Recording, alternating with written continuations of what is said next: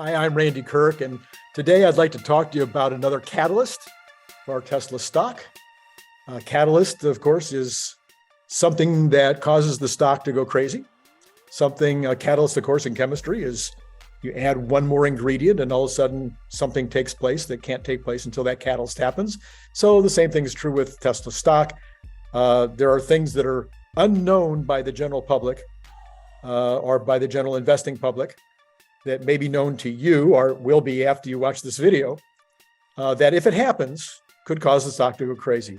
I'm not an investment analyst, and this is not an investment advice, but it is something that you could do some more research on. And if you agree with me, it might give you a hint as to some of the value propositions that are coming along in the Tesla world that lots and lots of folks just aren't paying any attention to at all. So I've done a couple of others, one on energy. There's a card right there for that one. And then I also did one on the insurance company that Tesla has created.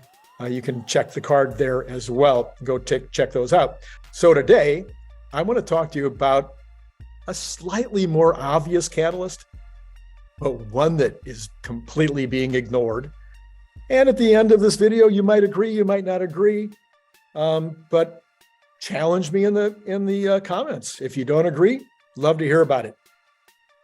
Right now, everybody on the street is expecting Tesla to only make about 2.1 million cars or sell 2.1 million cars in 2023. That would be a 50% increase over the roughly 1.4 million that are going to be sold this year. So the 2.1 is right in line with Elon's statement over the years that there would roughly be increases of 50% per year over time. Well, would you think that if the number was actually 2.65 million, that would be a major catalyst when people understood it? Do you think that that would cause the stock to go up? If in fact, instead of going up by 50% next year, this company almost doubled their vehicle sales? And that when you add in energy, that they will more than double their overall sales and way more than double their profits?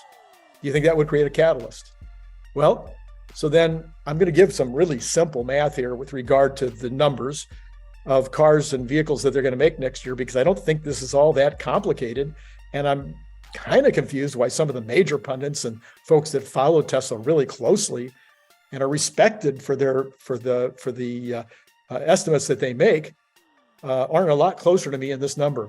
There are a couple out there that are in the 2.4, 2.5, and there's at least one. I don't know how respected he is, but he's at 3 million. I don't think there's a chance in the world that they'll hit 3 million, but I do think 2.65 is roughly the number. So let's just take it really, really quick.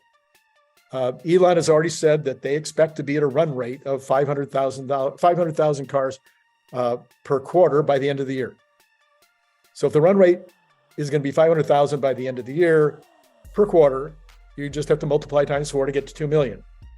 So on January 1, if they didn't do anything differently, if they didn't make any more cars in Austin than they did in December, the entire year, if they didn't make any more cars in Berlin the entire year than they did in December, if they didn't make any more semi-trucks, and if they didn't make any Cybertrucks at all, if they didn't improve their capabilities in Shanghai and didn't improve their capabilities in Fremont, and if they didn't start up a Model 3 line in Austin, if they didn't do any of those things, and if things kind of went normal during the year, they would build 2 million.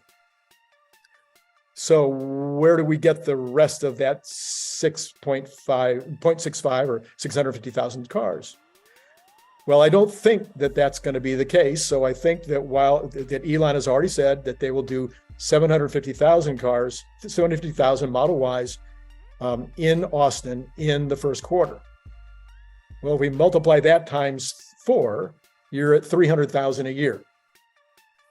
Well, if you're at 300,000 a year in January, I have to think that they're going to improve that during the course of the year. So they're going to make at least 300,000.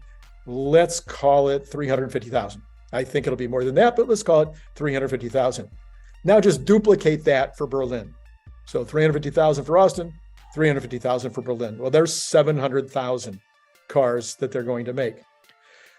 Pretty much the entire world believes they'll make at least 1.2 million cars in Shanghai. Now that's Model Ys and Model 3s. It doesn't count anything else that they might choose to do. So 1.2 and 700,000 would be 1.9 already. We're already at 1.9 just in Shanghai, Berlin, and Austin, just for Model Ys and Model 3s. Okay, let's add in Fremont. Fremont is running around 600,000, somewhere in that range. Let's give them 650,000. 650,000, 1.9, that's 2.55. Now we're only 100,000 away from my number. I mean, does any of this sound wrong? Please, in the comments below, tell me. So in order to get to that last 100,000, it could be a slight increase in Fremont. It could be a slight increase in Shanghai, or it could be 25,000 Cybertrucks. It could be 25,000 semi-trucks. It could be the beginning of Model 3s in Austin. So I've got a whole bunch of ways to get to that last 100,000. So where am I wrong here? If you've liked this content and you think that changing the numbers that the street is believing for next year from 2.1 to 2.65 million will make a difference in the stock price, like this video and subscribe, because maybe I'll have some more catalysts for you. Oh, in fact, I do. I have a long list. If you follow me on Twitter, I've already published this list of catalysts a long time ago. So love to have you follow me on Twitter. And if you're a real person, not a bot, I'll follow you back. Leave your comments, like, subscribe. It's been great talking to you today. Click the link below to get your paperback, Kindle, or audiobook now.